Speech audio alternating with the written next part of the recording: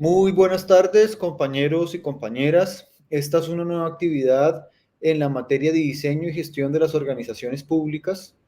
En ese sentido, hemos venido nosotros trabajando desde diferentes perspectivas y disciplinas la labor de la función pública, el diseño organizacional y la administración pública.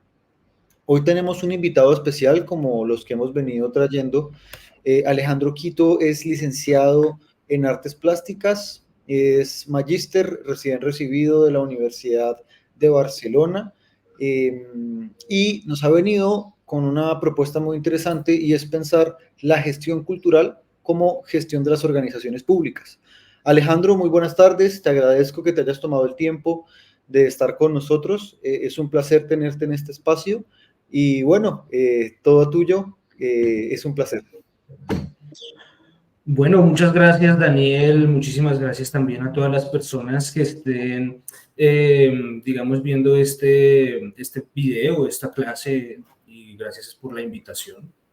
Yo, pues, voy a hablar un poco de la experiencia en torno a la gestión cultural que se puede venir a desarrollar aquí en Colombia, ¿sí? También voy a hablar un poco en torno a algunos aspectos básicos de la gestión cultural y cuál es su relación con, por ejemplo, la política pública de cultura o con la gobernanza cultural, que son claves para entender la gestión cultural como una gestión pública.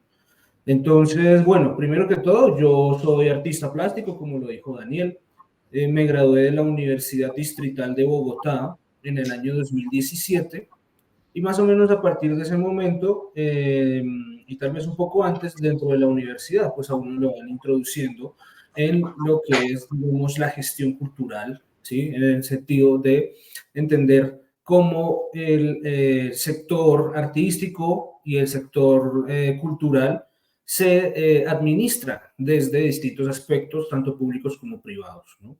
Aquí en Colombia, bueno, tal vez como ustedes lo saben, existe el Ministerio de Cultura, existen distintas instituciones de orden público que se encargan precisamente de desarrollar distintas actividades de orden artístico, cultural, generar también contenidos, conocimiento en este aspecto y, por supuesto, administrar el patrimonio cultural material e inmaterial.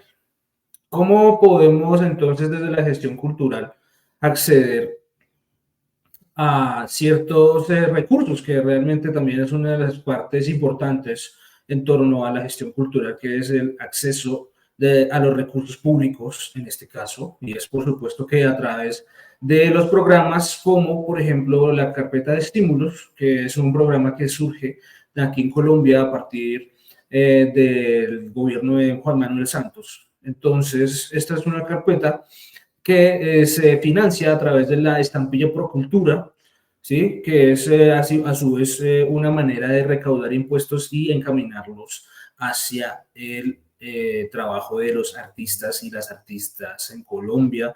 Asimismo, pues existen distintos fondos mixtos también en las regiones que se encargan de administrar los recursos públicos en torno a la cultura.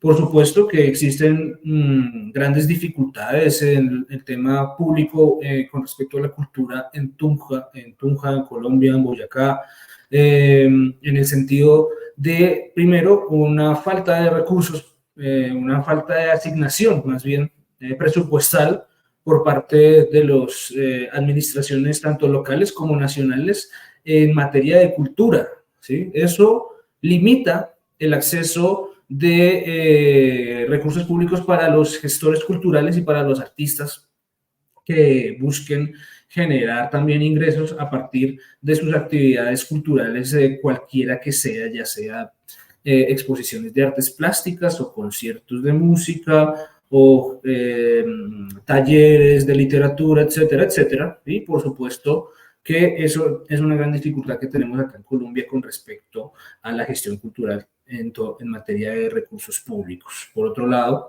como les estaba diciendo, para quienes estén interesados en la gestión cultural, también tienen que estar interesados en cómo se desarrollan las distintas políticas públicas en materia cultural, ¿sí? En Colombia los rige la Ley General de Cultura, y esto pues es dentro de las acciones y dentro de las características que tiene esta ley, pues es como lo estaba planteando ahora la estampilla Pro Cultura, el programa de estímulos y otros tipos de formas de financiación estatal para la cultura. Entonces, no sé, Daniel, si tienes alguna pregunta hasta el momento. Me parecería interesante que pensáramos esa relación entre la gestión cultural y la política pública de cultura, que me parece clave también en el sentido de que nosotros hemos ido un poco, bueno, acá en Colombia por lo menos, yo tengo una visión distinta sobre cómo ha sido en la Argentina, ya que se ha fomentado bastante la cultura y las artes a nivel público, pero en Colombia, con unos gobiernos profundamente neoliberales y corporativistas, se ha convertido la cultura también en una cultura de espectáculo y se ha favorecido ciertas industrias y expresiones sobre otras, cosa que tal vez está intentando cambiar, pero es muy difícil eh, modificar pues la estructura del Estado colombiano, así como la de cualquier Estado. Hay algo que me resulta muy interesante que nos convoca en la materia y es pensar desde la lógica comparada la administración pública comparada. Entonces, por supuesto que Argentina tiene una tradición en la cultura y en el arte importantísimo y ha venido, digamos que, representada también en el escenario privado, ¿no? O sea, tenemos diferentes artistas que tienen también la posibilidad de reproducir su arte en una esfera de consumo, digamos que, importante en la región. Sin embargo, me resulta interesante, Alejandro, pensar si actualmente en el gobierno de Gustavo Petro, que digamos puede ir en contraposición al modelo neoliberal, ha habido un mayor empuje hacia la nueva gestión de la cultura, o si no es así. La actual administración, en mi opinión, diría yo que ha tenido una serie de dificultades procedimentales en materia de administración de los recursos públicos en la cultura. No es ningún secreto que este año, por ejemplo, y bueno, a las personas que de pronto estén interesadas en el tema de la cultura acá en Colombia, yo les recomiendo el portal Esfera Pública, en donde se han realizado una serie de artículos bastante interesantes. También hay programas sobre el problema de la carpeta de estímulos y el Programa Nacional de Estímulos en la administración actual, que ha tenido distintos problemas, como le digo, procedimentales, ¿sí? Por otro lado, sí es notorio el cambio, por lo menos en torno a el discurso que tiene este nuevo Ministerio de Cultura, Ministerio de las Artes, las Culturas y los Saberes, como se renombró este ministerio en este gobierno, y hay una diferencia muy clara con respecto a las anteriores administraciones de cultura, como lo venía diciendo, por ejemplo, para ser más precisos y generar una comparativa que se pueda entender. El gobierno de Iván Duque fue uno de los gobiernos que volvió a la cultura un estado como entre el estado del espectáculo, de la cultura del espectáculo, y la idea de la cultura en torno a lo privado o la privatización de la cultura con lo que llaman la economía naranja, ¿sí? Algo que él promovió incluso cuando Iván Duque fue senador de la República, cuando básicamente no era nadie, y nadie iba a imaginar que esta persona iba a terminar siendo presidente de Colombia. Pero Iván Duque, junto a uno de sus ministros de Cultura, que en ese momento no me acuerdo cómo se llama, escribieron un libro que se llama Economía Naranja y planteaba una serie de propuestas en torno a la administración de cultura, pero desde una perspectiva, para mí, completamente neoliberal, porque era privatizadora de la cultura, instrumentalizaba también las expresiones tradicionales, patrimoniales y de distintas poblaciones en torno a una espectacularización, ¿sí? Y por otro lado, una precarización del sector de los trabajadores y las trabajadoras de la cultura. Ahora, ¿qué pasa? Tienen un discurso en el que el Ministerio de las Artes, las Culturas y los Saberes profundiza la cuestión simbólica, profundiza también actos más allá de lo que tenga con respecto a este tipo de convocatorias o este tipo de iniciativas, y eso se le ha criticado, ¿sí? Se le ha criticado al ministro actual y a la anterior ministra, pues que se han enfocado más en actos simbólicos que en administrar.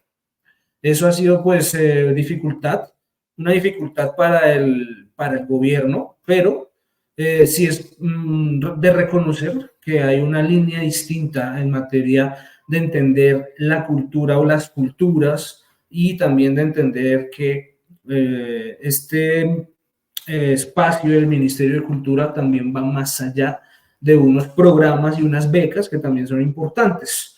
Ellos hicieron unas modificaciones bastante significativas en el portafolio y en el Programa Nacional de Estímulos con respecto a las anteriores propuestas de los anteriores gobiernos, y eso también generó pues una serie de dificultades porque la capa cultural, ¿sí? El sector cultural que accede a este tipo de programas no pudo volver a acceder, ¿sí?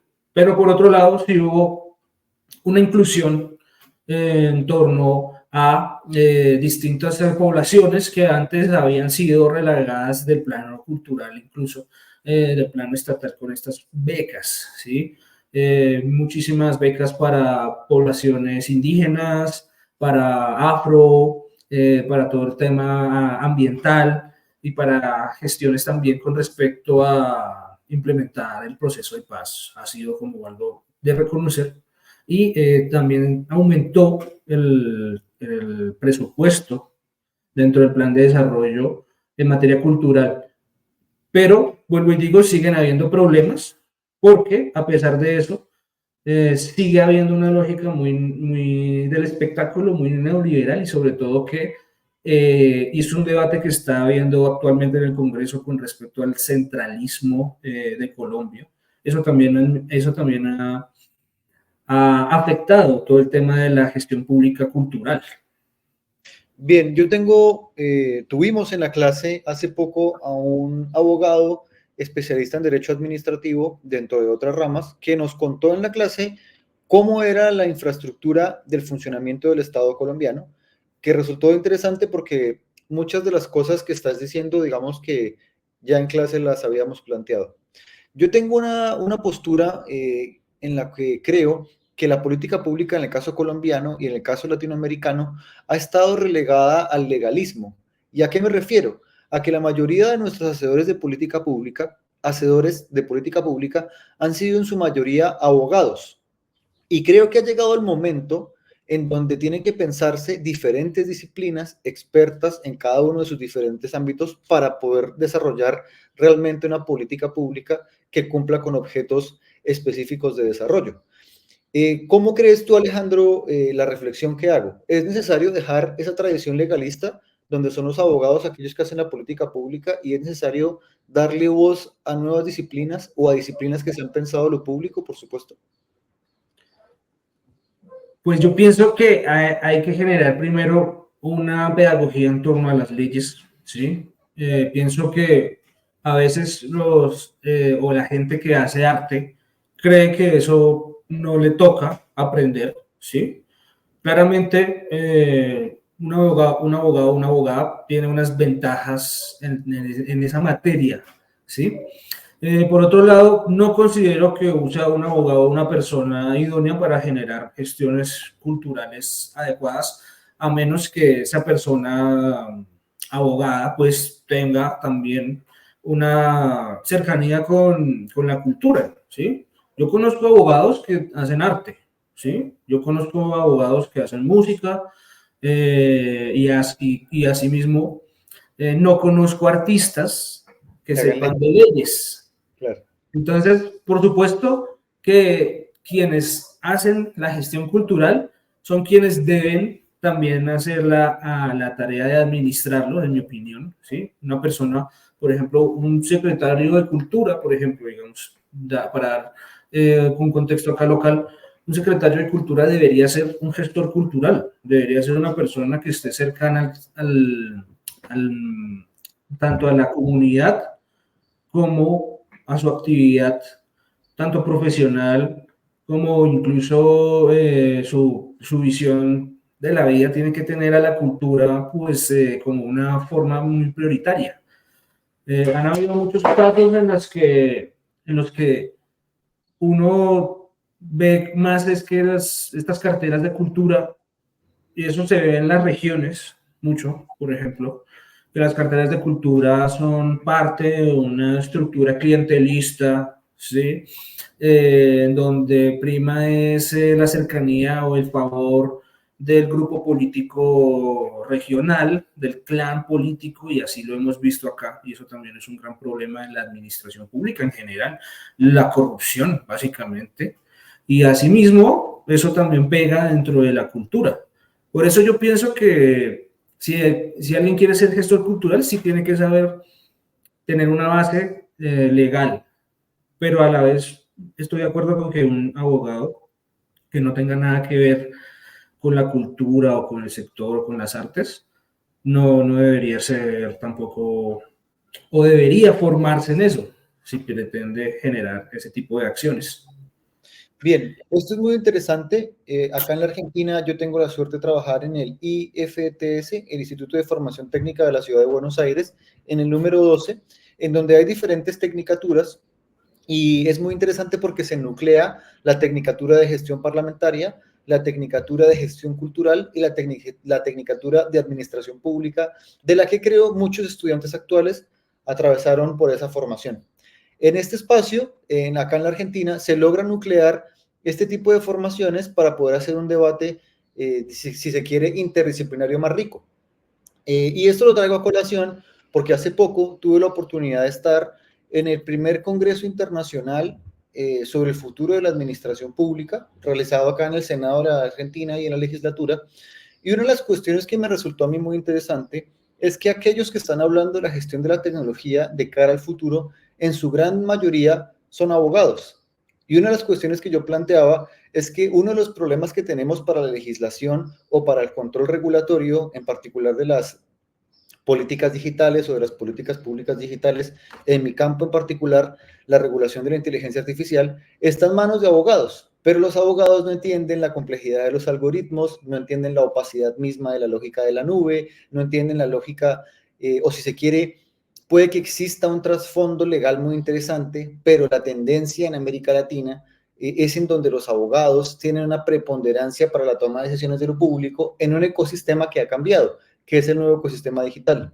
Y yo lo traigo a colación porque creo que, por ejemplo, la política pública tiene que estar referenciada por expertos de diferentes áreas y no se le ha dado la importancia o la visibilidad a, por ejemplo, gestores culturales, artistas plásticos, inclusive antropólogos. Es decir, es variopinta la oferta para poder pensar la administración de lo público. Entonces, con relación a lo que plantea Alejandro, me resulta interesante tratar de entender que necesitamos una óptica mucho más amplia, holista, para pensar lo público. Alejandro, continúa, por favor. No, de acuerdo totalmente, Daniel. Y quería también entonces hablar en torno a una de las grandes posibilidades que tiene la gestión cultural y es generar gobernanza. La gobernanza es esas relaciones intersectoriales entre instituciones públicas, privadas y lo que llamamos el tercer sector, asimismo con organizaciones de la sociedad civil. La gestión cultural, así como lo estaba diciendo Daniel, es digamos, es aún tema de debate, sus definiciones, pero lo que estamos de acuerdo es que es una actividad interdisciplinar. Así que no solo hay que saber de leyes, hay que saber de arte, por supuesto, y también hay que saber de política pública. Tenemos que, por ejemplo, nosotros o ustedes desde la Argentina, y yo recomiendo ese ejercicio de que vayan a la provincia, de que vayan a las páginas de sus instituciones culturales y busquen, porque normalmente existen manuales de gestión cultural, ¿sí? Gestión cultural, por ejemplo. Está el manual de gestión cultural del Ministerio de Cultura, que está un poco desactualizado, pero es un manual muy interesante y muy útil para las personas pues, que están interesadas en esto, ¿sí? En la Argentina yo estaba buscando y pues existe un documento muy interesante que se llama Gestión Cultural en la Argentina, de Emiliano Fuentes Firmani y José Alejandro Tassat, ¿sí? Un manual también en torno a pues cómo poder generar una óptima gestión cultural, pero como les digo, existen muchísimos, ¿sí? Y existen manuales en torno a la gestión cultural tan especializados y específicos de ciudades, provincias y naciones. Entonces yo recomiendo eso.